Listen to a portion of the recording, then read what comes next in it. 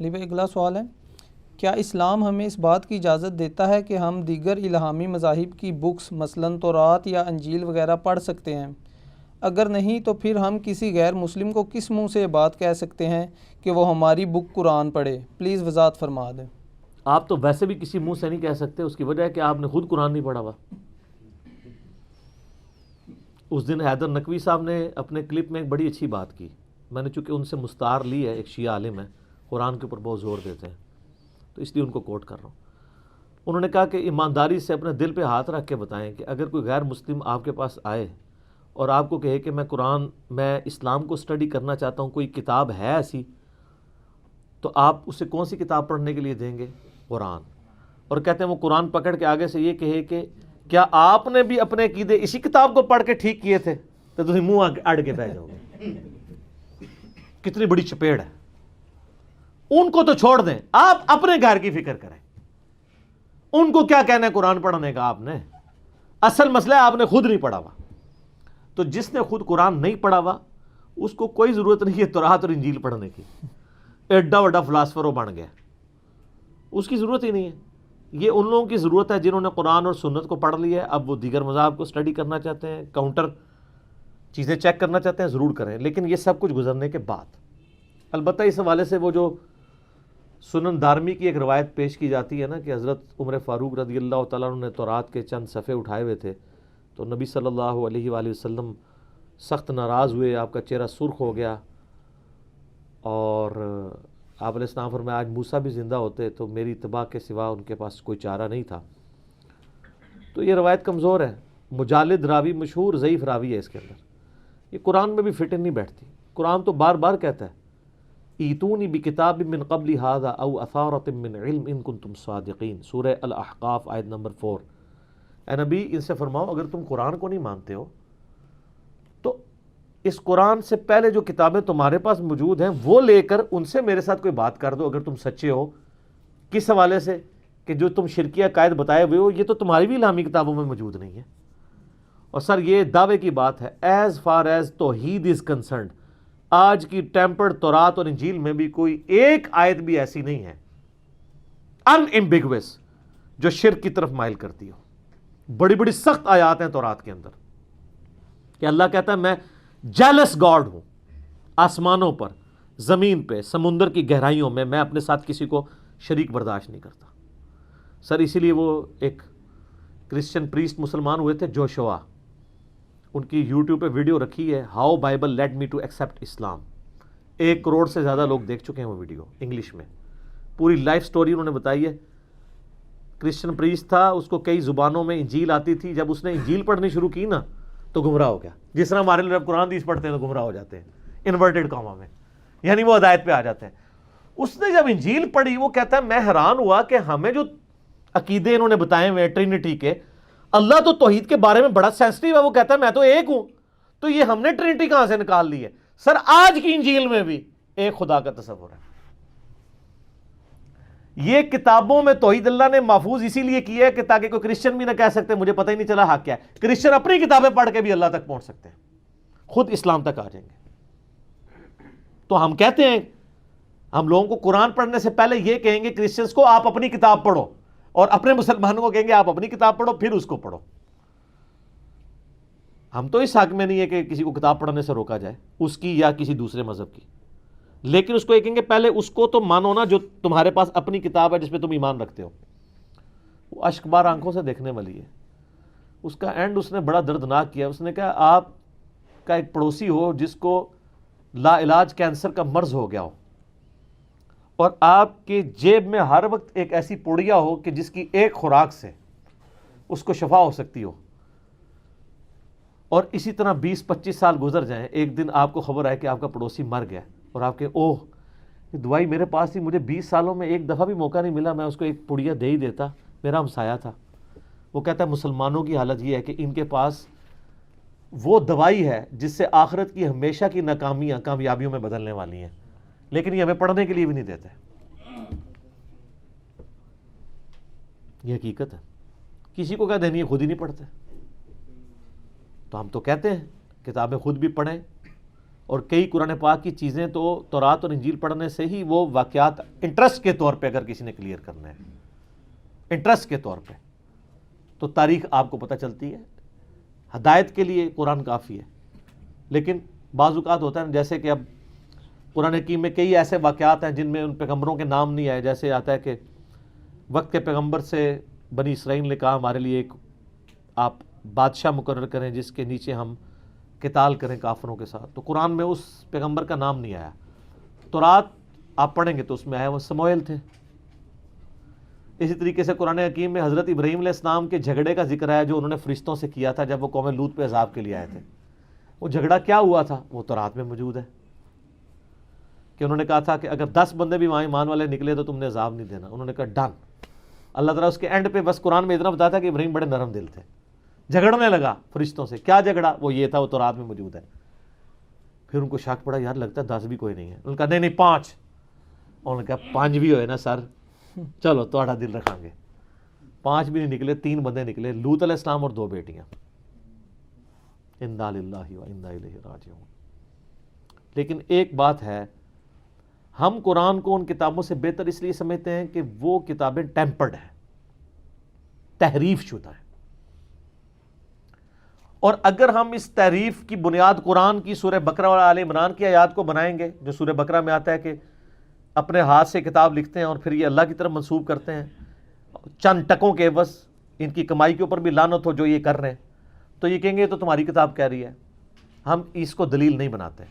ہم کہتے ہیں کہ جو آج کی اسٹیبلش تورات اور انجیل، انہوں نے اکٹھی ایک چھاپی ہوئی ہے انجیل مقدس کے نام سے. انارکلی سوسائٹی، جو بائبل سوسائٹی انارکلی لاہور، آپ ایک خط بھی لکھیں نا وہ آپ کے گھر فری بھیج دیں گے. لیکن پہلے قرآن پڑھ لو پھر منگوائیو. ہے وہ اتنی سی ہے، بلو بینڈنگ میں ہی ہے، لیکن رائٹنگ باریک ہے. تو آپ سمجھ لیں قرآن سے وہ 3 گنا بڑی کتاب بنتی ہے اردو ترجمے کے ساتھ. اس میں تورات بھی ہے، اولڈ ٹیسٹمنٹ، زبور اولڈ ٹیسٹمنٹ کا حصہ، اور انجیل بھی ہے یعنی نیو ٹیسٹمنٹ، اور کئی انبیاء کے صحائف جو ہیں وہ بھی اس کے اندر موجود ہیں کمبائنڈ فارم میں. وہ آپ کے پاس آ جائیں گے. تو جو اس کے اندر خرافات موجود ہیں وہ تو ہم خدا کی طرف منسوب نہیں کر سکتے نا. مثلا اس میں لکھا ہوا ہے کہ حضرت لوط علیہ السلام کو جب ان کی بیٹیوں سمیت نجات دی گئی تو ایک غار میں انہوں نے جا کے پناہ لی. تو حضرت لوط علیہ السلام نے کہا کہ میری تو قوم ہلاک ہو گئی ہے. تو بچیوں نے کہا ہاں جی اب تو قوم ہلاک ہو گئی ہے، تو اب ہماری نسل آگے کیسے چلے گی؟ نعوذ باللہ من ذالک.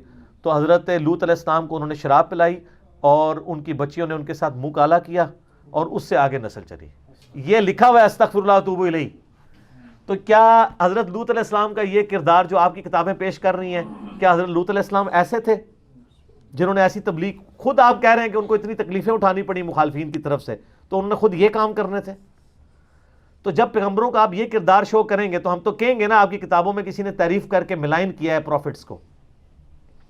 حضرت داؤد علیہ السلام کے بارے میں لکھا ہوا ہے کہ ایک دفعہ چھت پہ چڑھے تو انہوں نے اپنے صحابی کی بیوی کو چھت پہ دیکھا کہ وہ نہا رہی تھی اور وہ ان کو بڑی پسند آئی. اس صحابی اوریا نام تھا اس کا، اس کو آگے بھیج کے جنگ میں قتل کروا دیا اور پھر اس کے ساتھ خود شادی کر لی.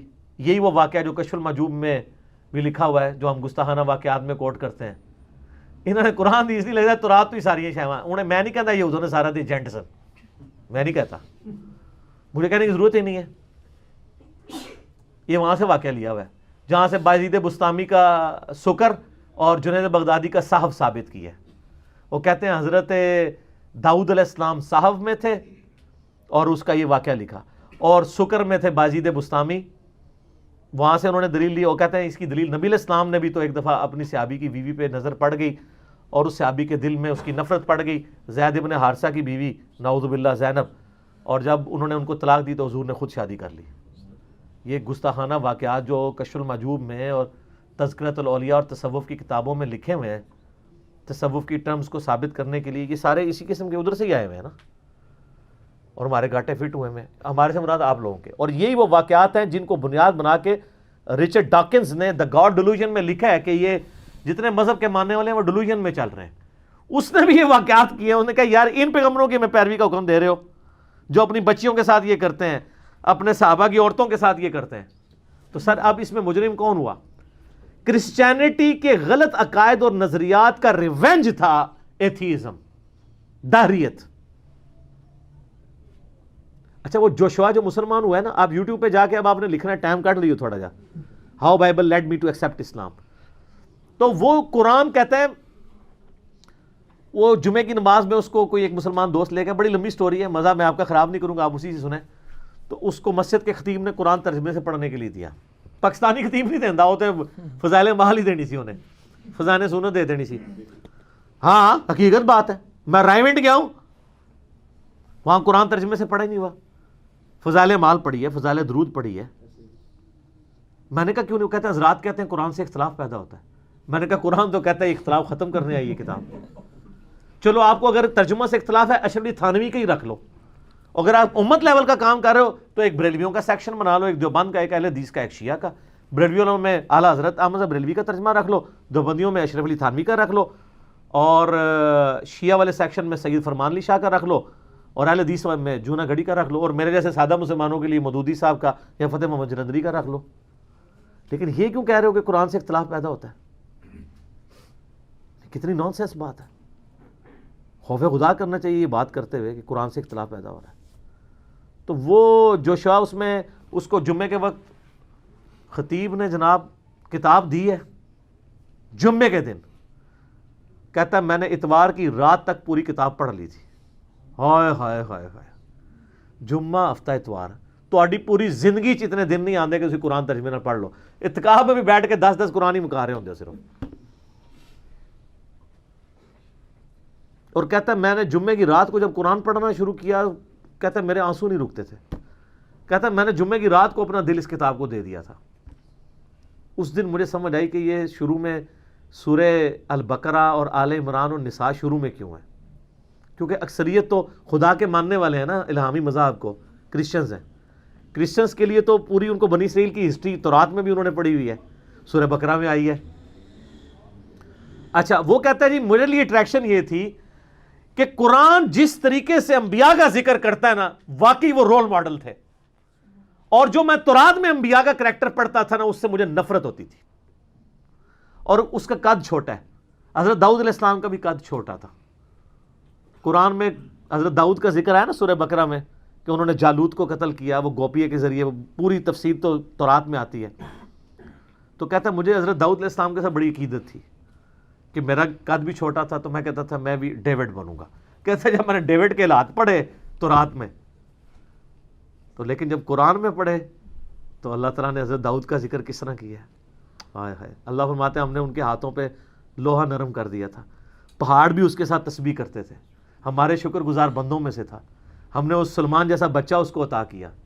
ٹھیک ہے, تو وہ کہتا میں قرآن میں جو انبیاء کا کردار میں نے پڑھا نا, میں نے کہا ہاں یار یہ وہ لوگ ہیں جن کو فالو کرنا چاہیے.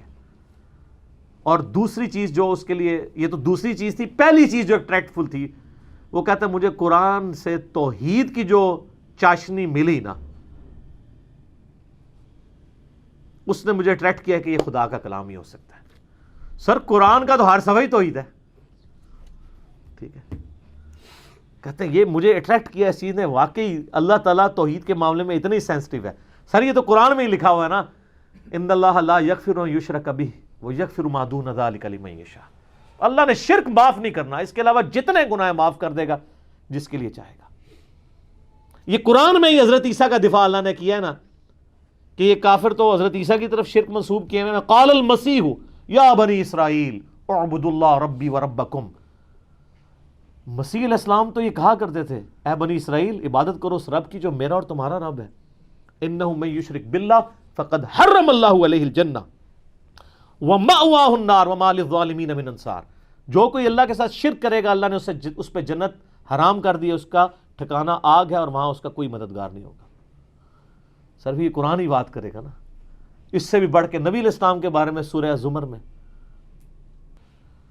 وَلَقَدْ أُوحِيَ إِلَيْكَ وَإِلَى الَّذِينَ مِن قَبْلِكَ لَئِنْ أَشْرَكْتَ لَيَحْبَطَنَّ عَمَلُكَ وَلَتَكُونَنَّ مِنَ الْخَاسِرِينَ. اے نبی تم فرما دو کہ بے شک میری طرف یہ وحی کی گئی اور مجھ سے پہلے تمام انبیاء کی طرف, کہ اگر تم نے بھی شرک کیا تمہارے بھی اعمال برباد ہو جائیں گے اور تم آخرت میں خسارہ پانے والوں میں ہو جاؤ گے. ہائے ہائے ہائے.